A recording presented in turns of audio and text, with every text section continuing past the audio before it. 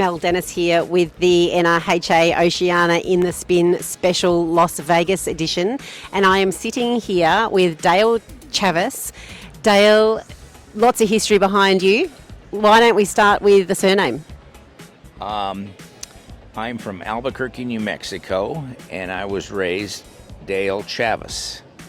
And then when I moved to California, they renamed me Chavez, but the proper way is Chavez. So from here on in, we're going to know you as Dale Chavez.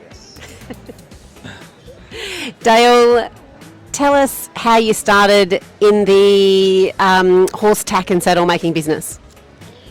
Well, it's a long story. I graduated from college, and I had a friend that was in California and told me about this ranch that had just been purchased by the Pennsylvania Railroads, 100,000 acres in Southern California, if you can believe that. And can you give us a little hint on the year? Probably 1974. That's the year I was born. And so I went out there and I got hired to run their equestrian, and realized that this was a 100,000 acre ranch in Southern California that was a cattle ranch. So there was virtually nothing that had been done to it. So I had to design the horse trails, arenas, everything that is still intact today. And I worked there for about 4 or 5 years, and I got hurt I was hitching up some horses and I got hurt. And so I got run over by a team of horses. So then I decided I was going to do something else. So I had met some individuals that were building tack, and so I started with them. But where I really started was on the ranch. There was the old cowboys, and they would do braiding. Everything they made, everything they used on the ranch, they made. So they taught me fundamentals. It was very crude, but it's what they used on the ranch. And so from there, I got my start with braided equipment. And then because people asked me for different stuff, I got into the silver business, making halters, lots of silver halters at first. And then they started wanting saddles. So then I got with some individuals in Southern California. And so we started making saddles there. And we've been making saddles ever since. And those same individuals, they are now starting to retire. They've been with me for over 40 years. And now they've decided they want to retire. So their sons are not wanting to be in the saddle business, so I've had to hire new people, train new people. And, it's a journey. It's a journey to teach them. Absolutely. Dale, whereabouts are you living right now? I live in Temecula, California, the same place where this ranch was. And I've been there since 1974. Had various properties in Temecula. And do you travel all around to the shows, or do you have a shop base as well? Well, I have a 25-acre ranch there that we do the building, and I do go to shows. We're here in Las Vegas at the Run for the Million, and this is one of many shows that I go to. I will be next month at the National Finals Rodeo.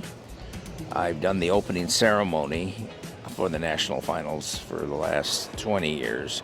Those are all my crystal saddles that they use. And so I do major shows, basically.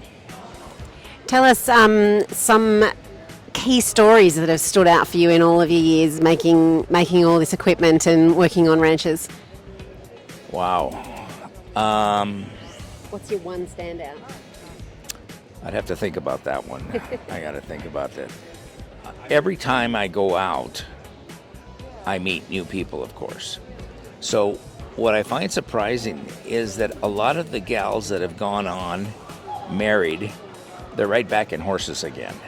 So I'm selling them saddles again and their children. So I'm second generation of selling stuff to them. And I think, yeah, and you're obviously good at what you do and a great people person as well. And in those connections that you make, it must be very satisfying to see them coming back with the next generation as well. Yes, yes. I use the best leather that I can buy in Termin oak leather, and I think I have the best silversmiths on the market today. So we do everything, we do sterling, we do plated. There's nothing you can ask me for that we can't do. So starting out on the ranch, how old were you then? I was 21 or 2. I just graduated from college. I went to a small college in Durango, Colorado called Fort Lewis College. And from there, I came to Temecula, and I've been there ever since. Fantastic. And family-wise? I'm married. I have no children. My wife has got 2 children, and we have 5 grandchildren. Fantastic. And have any of them shown any interest in horses or making anything with the leather and the silver? None. I have a nephew that works with me and his son, and they seem to be more interested in the industry. Fantastic. It's nice to keep it in the family where you can. Yeah, it does. What do you enjoy making the most?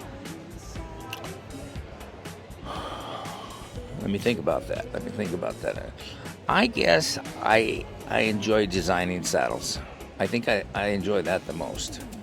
I'm going to have to say that, designing saddles. And are you still riding? Oh, yeah, I rope. I have a 25-acre ranch, and I've got cattle and team roping cattle on the ranch. Rope a couple of times a week and compete on weekends. I got COVID a year ago, and it just knocked the energy right out of me, but I'm still roping. That's fantastic. And what's your level of roping? How good are you? Well, they have a numbering system, and I'm a 5.5. So just above mediocre, I guess. Not bad. Dale, it's been fantastic to chat with you today. An honour to have you on our program, and thank you for spending the time. Thank you. I'm glad you're here. Hope you enjoy Las Vegas. Thank you.